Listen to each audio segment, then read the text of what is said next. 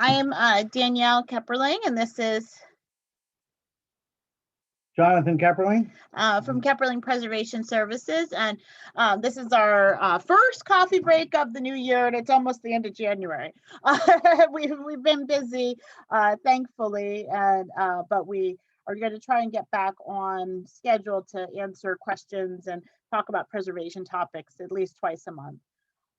So we welcome any questions. If anybody joins us and wants to ask questions, definitely let us know. If you're watching watching the replay, ask us in the comment section. Feel free to reach out to us on any of our social media channels. I answer questions on there pretty regularly. So today we are going to discuss adaptive reuse. So the Secretary of Interior calls that rehabilitation. Same thing, just depending on who you're talking to. It's reusing a building for a different usage than what it was built to be. That does trigger some complications. You typically have to meet the modern building code rather than the existing building code because you're having to change a usage. So that could mean that you have to they'll typically, if you find a building inspector that will work with you, you typically can still have, stairs that are maybe out of code if you've proven that they've been in usage for a long time and nobody's gotten hurt on them.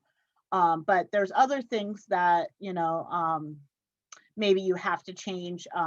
Accessibility, ADA is a big issue. Like if you're switching to a commercial building, you need to make sure it's accessible. Electric upgrades.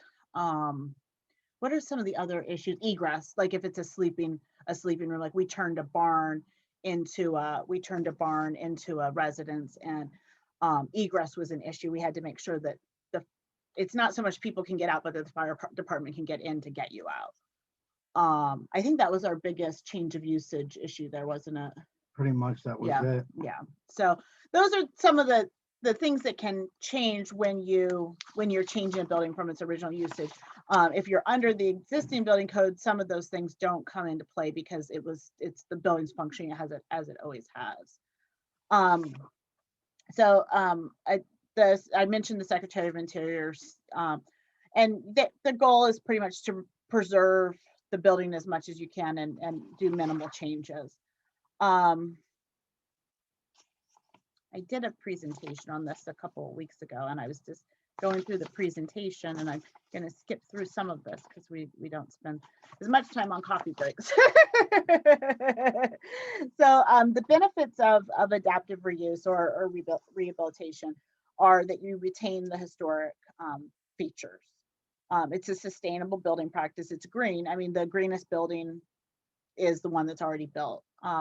And then it does have local economic impact because you're paying for labor typically in a historic building project rather than materials, and the labor money typically stays local or at least regional. And people then take their paychecks and go spend in local businesses, hopefully. There is typically on average a 10 to 12% cost savings if you're from building new, if you're looking at development costs. So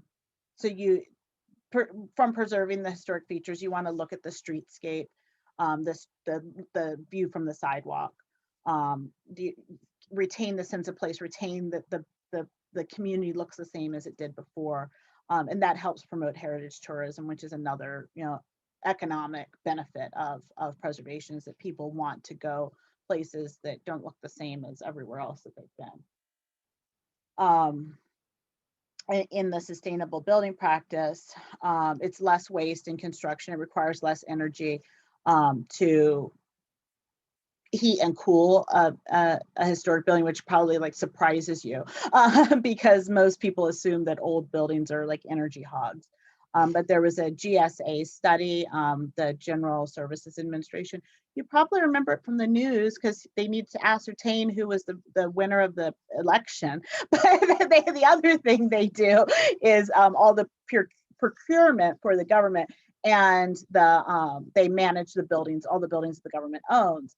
And they have said that the buildings that were built before the 50s are the best energy usage. The buildings that are the worst are the ones that were built from the 50s to the 70s, when, you know, energy was cheap and we were just spending and consuming and Building quick. Yeah, and building quick. And then after the oil crisis in the 70s, the energy efficiency started to get added back into as a priority into older buildings, or into newer buildings. That's what happens when everybody starts pinching pennies for stuff. Yeah, yeah. So, and then the other concept in sustainable building is embodied energy. So the energy that was used to build that building. So like the bricks were taken, the clay was taken out of the ground, they were fired, they were transported to the site, they were laid. Once you knock that down, you lose all that energy that was put into building that and building the building. So that's another concept, that like that you lose that energy, and it's very hard to regain that if you're trying to do a cost comparison between It's just new and it's old because building. it's completely wasted. It's all thrown in the trash usually now, And unless they're like salvage people doing it. Yeah. Which is far and in between. Yeah, and I actually did a podcast last week with John High, the barn saver, and he said 40% of our waste is construction related, and I can believe that. You can see it. Yeah. So the other thing is smart growth principles. You know, the trend right now is to build, you know, high density residential with commercial, kind of mixed use, more like a downtown, you know, used to be. And that's a trend, you know, across the country. Not as many single family houses, just because of the desire to have less impact on the land. And then the idea of long building life cycles. So the traditional materials are meant to be repaired, they're meant to be able to be replaced, they're meant to be able to be maintained, which makes them truly green. But when you look at a modern building that doesn't have that, it doesn't have as long of a life cycle. So that's another thing that makes older buildings green, as opposed to ones with modern building materials. And then the local economic impact, job creation, short-term and long-term, because a lot of downtowns have businesses that also then create jobs. So that's the long-term effect. Adding abandoned and underutilized properties to tax rolls. You know, all cities are looking for more tax revenue from the property tax side. So, you know, that's one way to offset all the nonprofits buying the nonprofit hospitals buying the properties in the downtown areas. It does do affordable housing creation. I've seen recently more and more low income affordable housing partnerships with a developer to do a mixed income development. So like 30% are low to moderate income, where the rest are at market rate, to kind of do. And their studies show that that's actually good too for everybody involved, because you get to meet people that you might not have met before, and it just builds a better community. And all because you're in the lower end of that 30, you could be in the 30%. It might give them people chances to meet somebody, to move up, because that's what a lot of it really is in life, is what chances just pop into your life that's changed it. Right. And that's one reason they're doing that too. Yeah. And then the small business incubation, that you do have small businesses in downtown areas usually that go into those for small business spaces, etc. The challenges to adaptive reuse are the site limitations. So parking is usually a big issue, because they don't usually have enough parking spaces, because they're usually landlocked. Physical restrictions, like if there's the floor layouts, like especially if you're looking at like a school or a building like that already has a lot of little rooms in it, not like a warehouse that has a big open space. But in a warehouse, the struggle is that you have the support structure. So they weren't using like I-beams and laminated beams and the things that we use now that we can do wide, big spans. They needed posts. So those posts are now in your way of what you want to do. But there are ways. But there's ways around that with using those beams and stuff nowadays too. Might be a little bit of an eyesore, but it gets around that, and you can cover up the new material and make it look old. So, Yeah, but those are that's the site limitation, the Yep. contamination, toxic substances, asbestos, lead, oil in the ground oil in the ground. from Yeah, contaminated people. depending on what the site was used for before.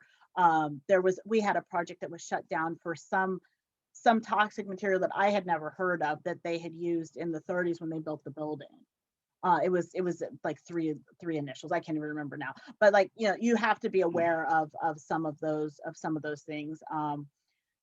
Previous usage, and then sometimes you can monitor, like you were talking about the oil in the ground. Like you can set up monitoring wells and make sure that even if it's contaminated, that it's not spreading, it's not getting worse. And then that's an okay solution. We my parents did that on a building that they owned 20 years ago. And it's also, that leads into code challenges, because that's also part of it, because now you got the additional fee of the monitoring. Right. So, Yeah. And then, or you could do complete remediation where you take everything out, you know, reclaim like a brownfield. dirt, Yeah. and then bring it back in. We've been on jobs that they've done that too. Yeah. And then the code, energy conservation, there are ways around that also, but because, you know, as we were talking about before, the change of usage, you have to meet the energy conservation too, which, because historic buildings are inherently more energy efficient because they were built to work. Work with the It environment. typically is easier. It just takes modeling because they don't fit easy into the computer system. And that's a problem we got even today with sizing timbers, because it doesn't fit into an engineer's computer program, so they can't figure it out. But there are engineers that you can find to do stuff like that. Well, thank you. That's kind of the benefits and kind of challenges to adaptive reuse. I hope that you learned something that you can take away. Did you have anything else you wanted to share? Just that there are more, but that's just a brief thing. Yeah. And can't cover everything, or else No. we'd be here for hours. So. Yeah, we will in another coffee break. We will talk about maybe funding options. I was thinking about that as a topic. Let us know. You know, if you in the got social, anything yourself, yeah, let us know if you you have have, something yeah, you want us to cover. Yeah, we're happy to do that. Thank you very much.